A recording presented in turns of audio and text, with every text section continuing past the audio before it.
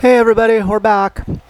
I want to talk about the basics of the independent variable, the dependent variable, operationalizing variables, and this is how we get from theory to hypothesis.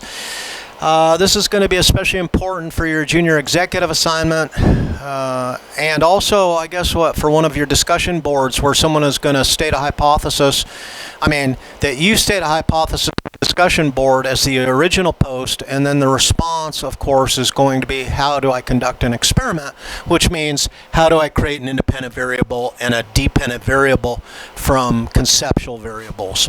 So going from conceptual, that is going from theory to hypothesis, is going from conceptual to operationalized. I know it's a fancy word, and it's how do we perform operations. So Kyle's gonna help us out there. You can see Kyle. I hope you guys aren't yawning yet, but it's okay if you do. I was told by a teacher, Patty, a long time ago, yawn with pride. So we could go off on yawning a bit more, but it's not a bad thing by any means. So there's Kyle, and notice Kyle's fancy-ass mustache. Kyle is a special kind of cat, special category. What do you call these cats? With the funny little mustache, right? The Hitler-style mustache. Yeah, believe it or not, they call them Kittlers, right? So, and if you Google Kittler, what you're going to find is literally 1,000 pictures of cats with mustaches. So Kyle only partially looks like a Kittler. There's some that are far more representative. Let's talk about Kyle. I found Kyle. Kyle was a stray out on the porch. I'd been feeding his mom for a couple years, and she had presented 2 kittens, a calico and the tuxedo cat, Kyle. And the calico was doing okay. Scraggly's kitten Calico was doing okay, but Kyle took a turn for the worst, and eventually I couldn't catch them, but Kyle got so sick that I could just walk up behind him, pick him up, took him to the vet, and he turned out to be a pretty damn robust cat. So there's Kyle. Right? If you haven't gotten the idea yet, my wife and I kind of rescue cats, and much to our dismay, because now we have way too many cats. But let's talk about the basics of operationalizing variables, and I think this will be useful to you in both discussion board and assignment. So one of the reasons, like I said, I'm going to include these because I want to put an additional focus on this above and beyond the reading. So we start with the theory, right? And we believe that as people sense their world is going out of control, getting more dangerous, people will respond by getting tougher. And we've seen this. This is a historic thing. During the 90s, the Clinton administration ran a big tough on crime. Crime was going up, and they described super predators, and we had to get tough on crime, and we increased sentences. And this has been a trend ever since the Nixon era. So for most of my adult life, it's been let's get tough on crime, let's get tougher on crime, increase the penalties, etc. So the basic theory that supports this kind of behavior, and remember, what we have is an environmental stimulus, that is the perception that crime is increasing, which causes in people then a response, a theoretical response, that as crime gets out of control, as the world appears more dangerous, then the suggested response is we have to clamp down and we have to get tougher. So that's our theory. We believe that people that sense their world is going out of control, getting more dangerous, people respond by getting tougher. And this is that Rucker et al. Research I was talking about. Let's get tough on crime. But then let's step back. Let's be skeptical for a moment, which is part of a good researcher. Is this true? So, well, could be, maybe not. I don't know. I'm of the opinion that it's true, but I'm going to not put a lot of stock in my opinion. I'd prefer some data. So let's test it. Now, how can we test it? Right? And this is where we take the leap then from theory, this general belief about how the world works, to hypothesis, which we can take into the laboratory and test to generate empirical data. So the leap from theory to hypothesis, how do we do it? Well, we narrow the theory, beginning to be more specific about the variables. So notice, what I had before was crime's out of control. That's one variable, conceptual variable. I have this concept that crime's out of control and whatever that looks like, right, in my mind. And then I have this other idea, and my theoretical solution to that is to get tougher on crime. Right? So if your kid's misbehaving, right, and you gave him time out for 5 minutes and it didn't work, right, and your kid's out of control again, and you give him time out for 10 minutes, it didn't work, right, your kid still acts out of control, what's your go-to after that? Are you thinking in terms of maybe they need to have a trip to the woodshed, they need to get their ass whooped or whatever? And I know for some of us kids, that was one of our parents' go-to. Some parents do it immediately. Others, it was incrementing it up from time out to grounding to spanking or whatever. But the general theory that supports these ideas is out of control, come down harder. So, but we got to be more specific because none of that's really testable in the laboratories. I've stated it. So our idea was as people perceive crime going out of control, they're going to become harsher in the response to that crime. And notice, I intentionally italicized those words because now I'm talking about control and harsh. So out of control requires greater harshness. So as perceived control goes down, harshness goes up. Now I'm stating the theoretical relationship. What are we going to do? Well, we got to be able to test this in the laboratory, and in our lab we did a lot of research on how people develop their punishment preferences. So we have a ton of crime stories, and that's typically what we would have participants do, is read a crime story and then determine how much the person should be punished. Within the crime story, see, we're able to manipulate aspects of the description of the crime, aspects of the criminal, and aspects of how the crime is affecting society, and then we could look at how that affected people's punishment decisions.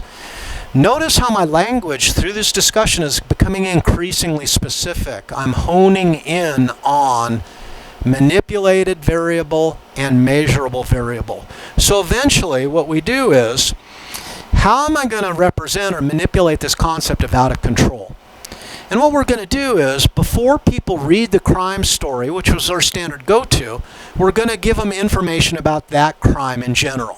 So here's a story about a carjacking that takes place. But before people read about this carjacking, they're going to read about carjacking in general. Some people are told that, hey, this crime is out of control, right? But how do we get that? How do we hit home? We tell people this crime only has an arrest rate of 8%, which means 92% of the carjackings are not leading to arrest. That sounds to most people like it's out of control. Now, the other condition, the comparison condition, we told people the opposite. We said, hey, carjacking is under control. 92% of the people who commit carjackings are eventually arrested. So, let's do the laboratory thing. I got 40 people come into my laboratory. 20 people are randomly assigned, let's say by a flip of the coin, to the 92% condition, the in control condition. The other 20 people are randomly assigned to the 8% condition. That is, this crime is out of control. So that's the priming manipulation, if you will, is embedded in this information about the crime in general. Then both groups read the same carjacking story. And then, how do we measure the effect of the priming manipulation? Well, over here, people are asked then to assign punishment. And there's a lot of different ways to do that. We, talked about, well, maybe we should ask them how many years, but then we don't know if people know how many years a carjacker should spend in prison. So what we did is, should this person receive the average punishment for the crime, or slightly above average, or moderately above average, or extremely above average?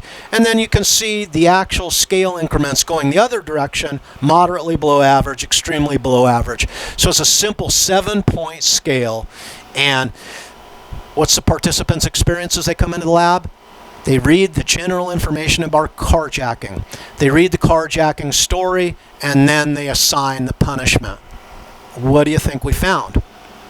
Well, let's look at the hypothesis first. The hypothesis then is we expect the participant in the 92% arrest rate condition will endorse lower punishments than those in the 8% arrest rate condition. Notice, this is the statement of hypothesis, clearly stated.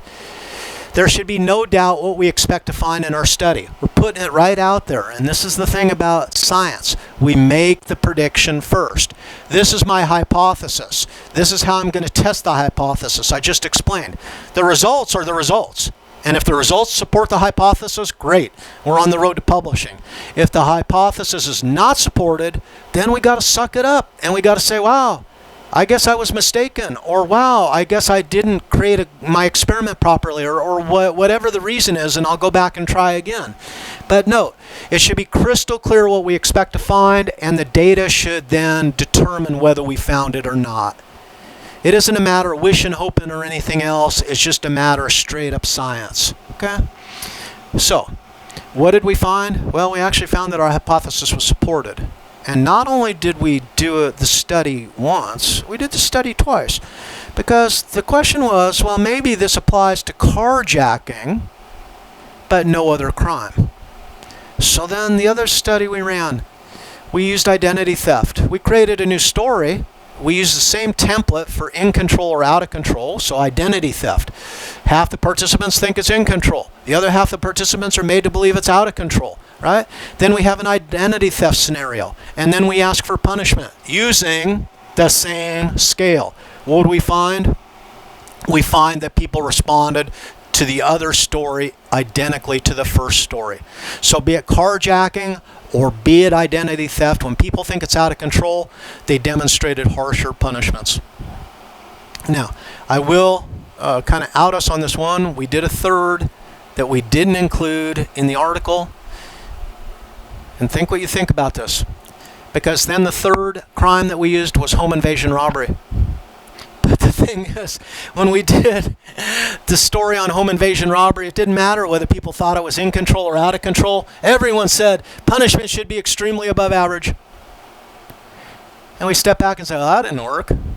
But essentially it makes sense because, look at home invasion robbery indicates that shit is way the hell out of control, and all the people went to full-on punishment. So it was still not outside our hypothesis. It wasn't included in the study because it doesn't tell a good story. It doesn't tell the story we were attempting to tell at the time, right? And remember, that's what research is trying to persuade people that this is the way the world works, but based on evidence, not based on opinion. So, relationship of theory to hypothesis, and this is something that I'm asking you to do in that discussion board, is to create an operationalization. So someone's going to present in the original post. In the original post, you're going to present, hey, this is this is the way I think the world works. And then in a response, you're going to pick someone else's post, right, and say, hey, this is how I would test it. This would be my independent variable and my dependent variable that are amenable to laboratory testing. Right? So, theories organize our thinking, allow us to become more clear on the relationship of variables. That is, sense of lack of control makes people want to exert more control, and one of the ways we exert more control is through increasing punishments, right? The hypothesis, though, operationalizes those variables specifically to allow testing. So the 8% condition is going to lead people to want harsher punishments in terms of punishment compared to average. Okay. One theory can yield unlimited ways to operationalize and test the relationship. We used three different crime stories as a part of this piece.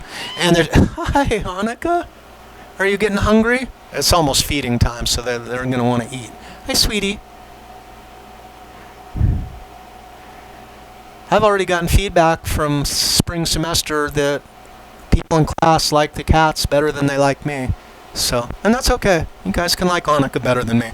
So, the trick then is in the skilled operationalization, and that's one of the things that we learn in graduate school for social psychology, is we attend weekly meetings where everyone's talking about their research designs, and we're picking them apart, and we're being super critical and harsh on each other, because it makes us better. It makes us better at what we do. And so the real skill is in operationalizing the variables, and you're going to have an opportunity to do that in both a discussion board and, I believe, an assignment. So, had enough of that? Let's call it good. Lecturette fashion, right? Short, brief. Desi's bidding us adieu.